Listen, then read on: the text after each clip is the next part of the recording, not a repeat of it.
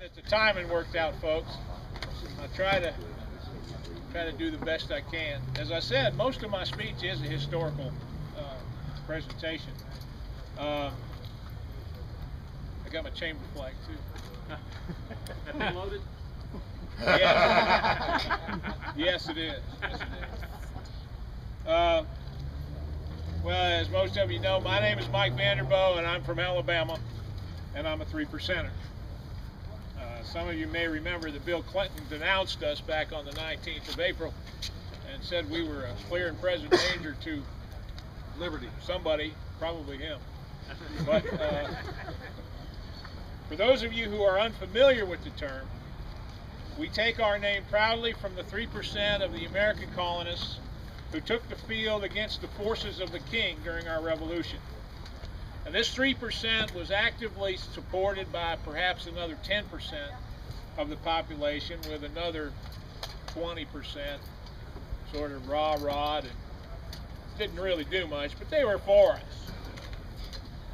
You may be familiar with that, folks like that today. Now there was another third that sided with the king, and a third in the middle that blew at the wind and took what came. They didn't care who ruled them, or even if they were ruled.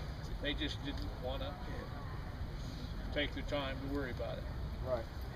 Kind of like today. Yeah, absolutely. But the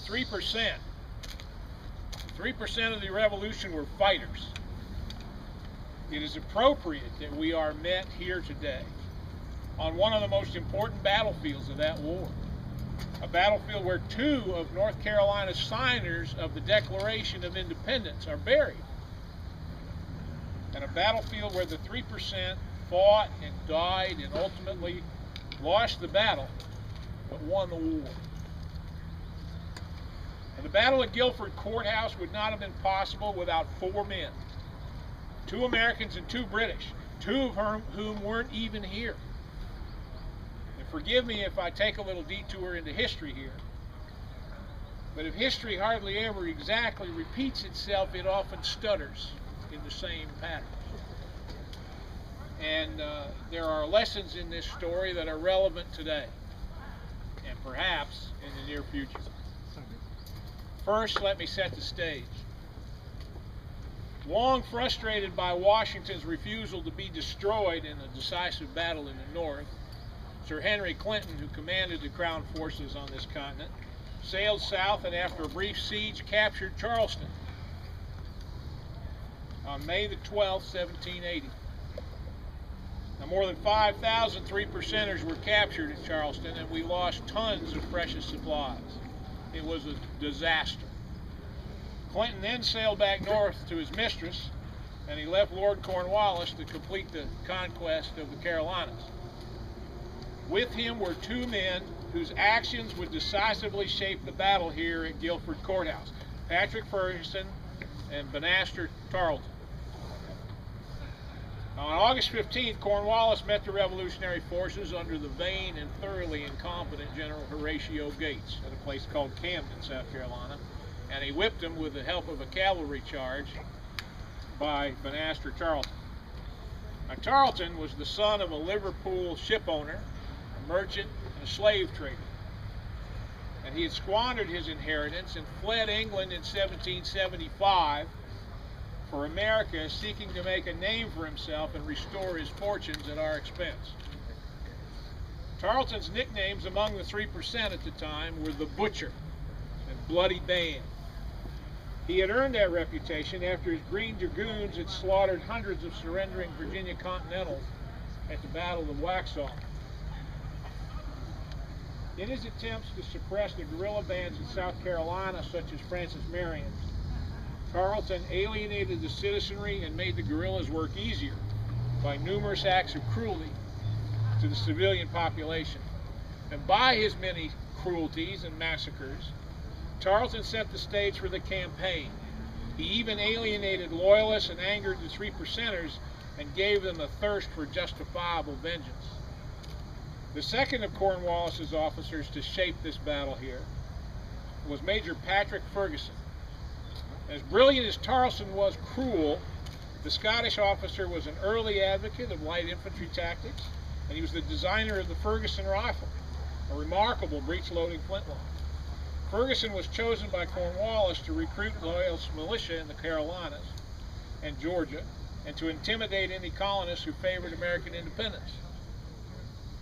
Now, initially, Ferguson had great success, but if he was brilliant, even though he'd been in the colonies for more than 3 years, he still did not understand the American character. On September 10, 1780, Ferguson issued a challenge to Patriot leaders to lay down their arms, or he would, quote, lay waste to their country with fire and sword, close quote. He later issued a second call for Loyalists to join him, lest they be, quote, and you might want to cover your children's ears here, lest they be pissed upon by a set of mongrels. Needless to say, this didn't go over very well with the Patriots. Even for the over-the-mountain men who lived in what would later be East Tennessee, and who had been reluctant to get involved in previous battles to the east, such an insulting threat could not be ignored. Tarleton had proven to them what the British meant when they said laid waste by fire and sword, when he murdered surrendering Continentals. And calling such proud and independent men a pissing set of mongrels was an absolute guarantee of a fight. If you don't believe that, go into any country bar in the South today and use similar words and watch what happens. Now, by the afternoon of October 7th, the 3 percenters caught Ferguson and his forces at Kings Mountain, surrounded him, destroyed his force, killing him, yelling, "Give them Tarleton's quarter." In other words, no quarter at all. That's it. That's it. Ferguson and 244 of his loyalists were killed, and the rest, more than 800 men, were all wounded or captured. Some of the more notorious ones, the ones who had committed murders on their own, were taken out and unceremoniously hung by men who were getting back at what had happened to them. The Patriots lost a mere 29 killed and 58 wounded at Kings Mountain. Wow. The destruction of Ferguson's command and the looming threat of the 3 percenter militia in the mountains of the Carolinas caused Cornwallis to fall back temporarily to South Carolina. Many loyalists who had been thinking about joining the previously victorious British promptly changed their minds. Kings Mountain, by the numbers an insignificant battle in the larger war, was a pivotal moment thanks to the brutal, ill-considered, and arrogant actions of Tarleton and Ferguson. Ferguson never left Kings Mountain, but Tarleton had yet to be taught his lesson. That would come at the Battle of Cowpens, and would be driven home by the third of our 4 key players who shaped the battle here, Daniel Morgan.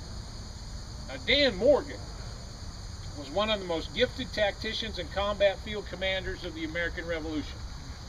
Born in New Jersey, he left home at the age of 16 after a fist fight with his daddy, eventually settling in Virginia.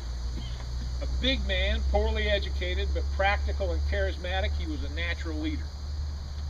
Early in his life, he had worked clearing land in a sawmill and as a teamster. And during the French and Indian Wars, as a teamster, he was given 499 lashes for punching an arrogant British officer square in the nose. Now that punishment, 499 lashes, would have killed the lesser man. Sure. But it didn't kill Morgan. But, you know, it did instill a certain idea in Morgan's mind about how British officers should be treated. And in the end, he paid them back for every lash and more. In June 1775, Virginia decided to send 2 companies of riflemen to add to the Continental cause. Morgan was chosen to lead one of them. He mustered 96 men in 10 days, which was some sort of record, and assembled them on the green in Winchester on the 14th of July. Morgan then marched them more than 600 miles to Boston, Massachusetts in only 21 days. Think about that.